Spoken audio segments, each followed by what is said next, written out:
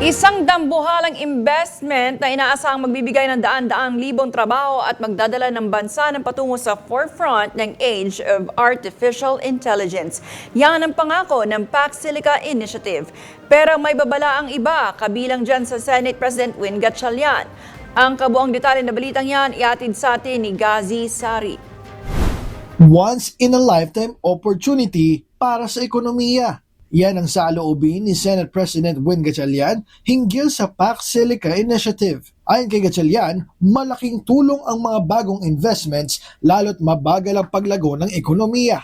Maaari din umanong makalikha ang proyekto ng halos 200,000 na trabaho at 800,000 sa gitna ng construction phase. Tinataya nga abot naman sa halos $70 billion ang maaaring maging investment sa bansa, pero sakaling hindi ito matuloy, posible umanong mapunta ang naturang investment sa Vietnam, Thailand at Indonesia. Sa kabila nito, sinabi ni Gatchalian ang kanyang suporta para dito ay may kondisyon, gaya ng pagtugon sa pangangailangan ng proyekto sa tubig at kuryente at pagsunod sa batas.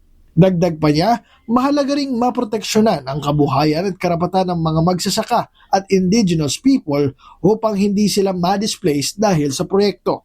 Kaugnay nito, sinabi ni Gatchalian na kailangang makasabay ang bansa sa pag-usbong ng artificial intelligence upang hindi malagay sa panganib ang mga trabaho, partikular sa BPO sector. Iginiit ni Gatchalian na dapat manatiling may oversight ang Senado sa pagpapatupad ng Pax Silica upang matiyak na matutugunan ang risks na kapalit nito. Ako, si Gazi Sari para sa DATV News. Maraming salamat, Gazi Sari.